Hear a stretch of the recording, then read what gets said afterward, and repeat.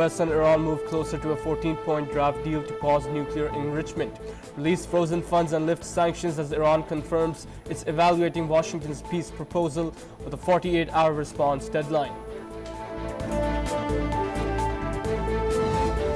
Prime Minister Shehbaz Sharif says Pakistan's diplomatic efforts helped bring US and Iran delegations to direct talks as he highlights Saudi involvement and thanks Field Marshal Asim Munir during a conference on region peace.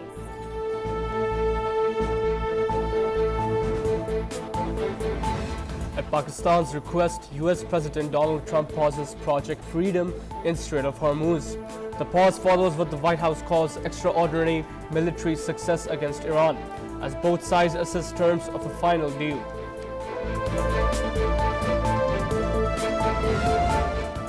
Prime Minister Shehbaz Sharif welcomes US President Donald Trump's halt to Project Freedom in the Strait of Hormuz, calling it a key shift that lowers pressure in a heavily militarized global shipping route.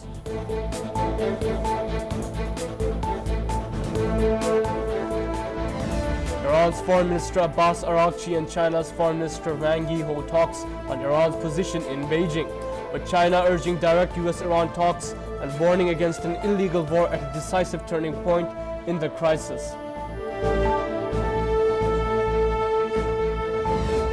Iranian President Masoud Pezeshkian warns politics without ethics leads to chaos and oppression, linking recent maritime incidents to actions of unaccountable global powers.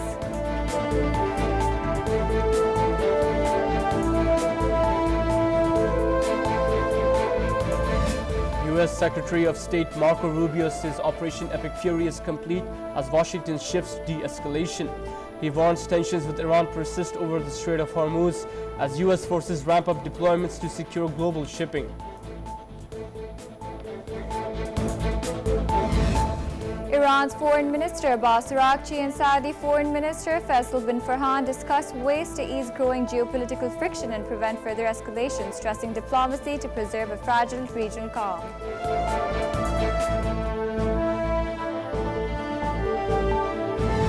Qatar's foreign minister meets United States officials in Washington on regional security and counterterrorism, as meetings focus on Middle East and Africa developments and strategic ties.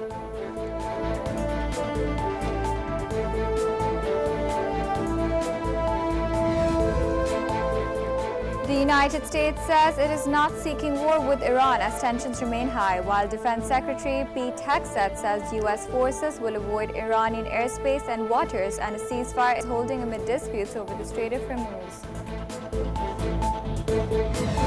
The UAE says it faces a second consecutive day of missile and drone attacks, with air defenses intercepting incoming strikes and a fire reported at a Fujairah oil facility, while Iran denies carrying out any recent operations.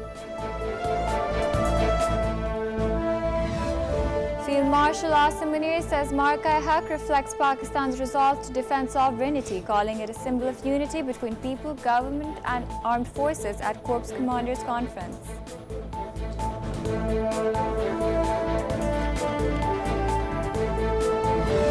Defense Minister Khwaja Asif reiterates Marka-e-Haq's success as Pakistan Armed Forces' strength and unity, warning any future aggression will face strong response and describing it as a red line in regional security dynamics.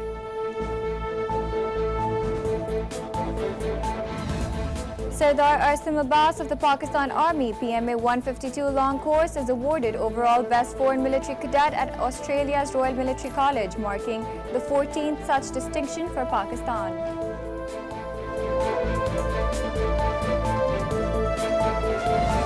India's gold imports crashed to a 30-year low as the government fights to save a record low rupee. April intake drops to 15 tons, a drastic move to bridge a ballooning trade deficit amid growing economic strain.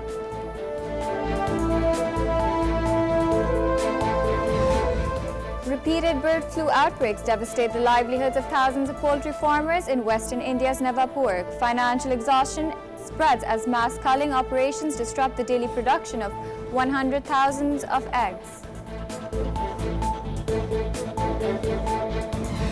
Pakistan Railways sparks a viral social media buzz after posting a light-hearted satirical image referencing past India-Pakistan air tension. instigating mixed reactions as the content circulates across social media in both countries.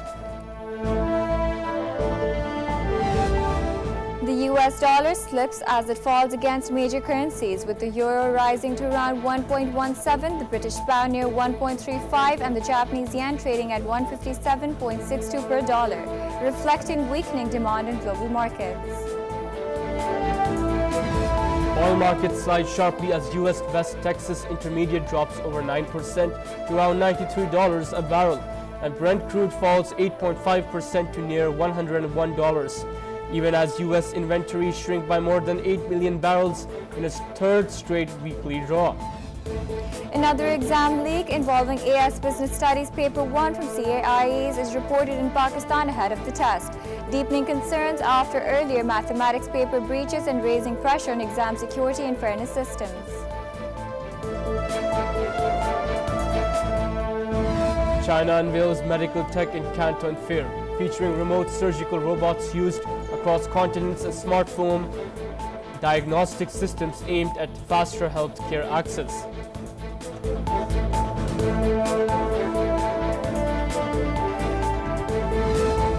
Pakistan women cricket team entered the second ODI against Zimbabwe in Karachi, leading the three-match series 1-0 after a 168-run victory with key performances from batters and spinners in the opening match.